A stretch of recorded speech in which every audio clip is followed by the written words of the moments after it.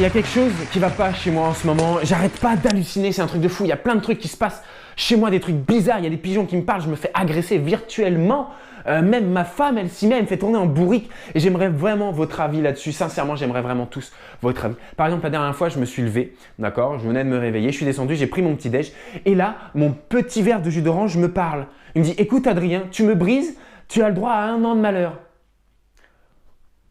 Ok, je mets ça sur le fait que je viens de me réveiller, je suis encore dans le coltard, pas de souci, mais vraiment pas de problème. Je vais en haut, je prends ma douche, je sors et là le miroir. Adrien, tu me brises, 7 ans de malheur. Ok, je vais m'habiller et là j'entends rigoler. Mais rigoler d'un niveau de rigolade monstrueux, hein, tellement monstrueux. Ça venait de ma table de nuit. J'ouvre le tiroir, toutes mes capotes rigolaient. Elles étaient mortes de rire, elles rigolaient, mais ça s'entendait de chez le voisin. C'est pas ouf comme début de journée, sérieusement? Enfin, vous vivez la même chose que moi des fois par moment, non? Il n'y a personne qui vit... Waouh! Il n'y a que moi. Enfin bref, c'était le début de journée. Je me rends sur Paris pour faire un petit casting de comédien. J'arrive gare de Paris Nord avec mon petit paquet de chips. Et là, 3 pigeons se sont installés à côté de moi. Et il y en a un qui me parle à moi. Il veut communiquer. Jolie veste. Je calcule même pas. Non, pour moi, il ne parle pas. Les pigeons ne me parlent pas. Ça serait dommage que quelqu'un chie dessus.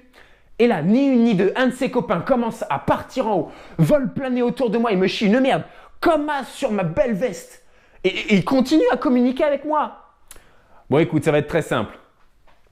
Tu poses ton paquet de chips maintenant. Now! Pose ton paquet de chips, sans geste brusque, et tout se passera bien pour tout le monde.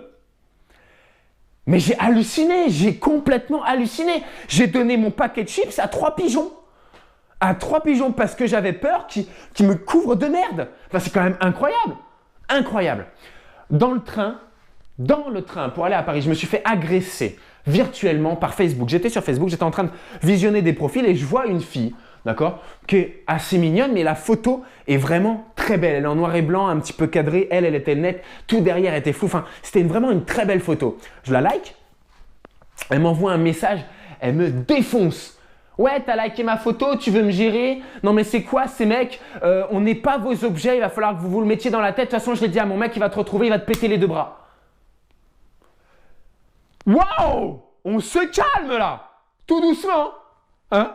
Donc je lui réponds, je lui dis écoute, j'ai liké ta photo parce que j'aime bien la photo en elle-même, quoi, la prise de vue. J'aime vraiment bien ce truc.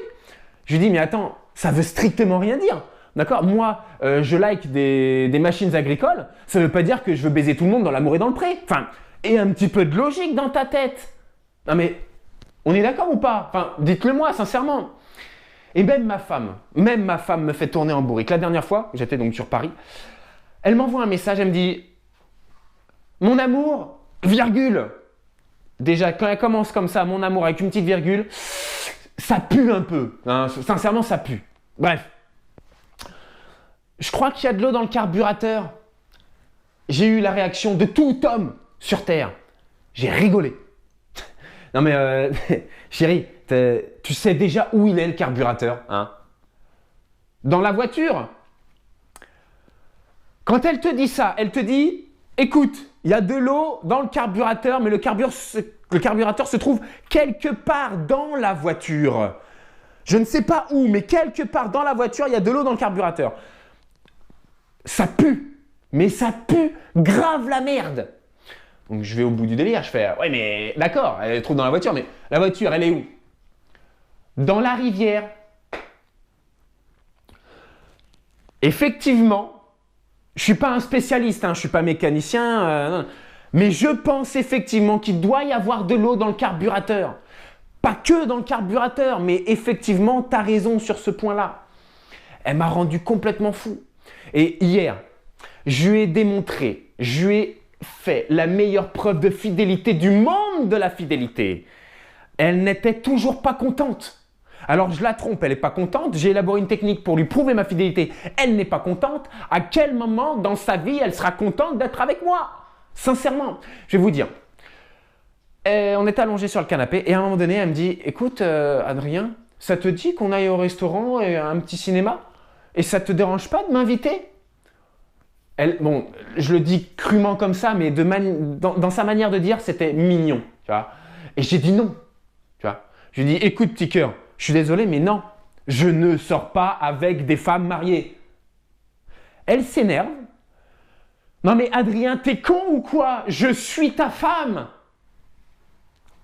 Faut rester calme dans ces cas-là. Faut rester calme. Écoute petit cœur, la règle, c'est la règle. Je ne la transcris pas. Je ne sors pas avec des femmes mariées. Point. Voilà. J'ai économisé un restaurant, un cinéma et je lui ai prouvé ma fidélité.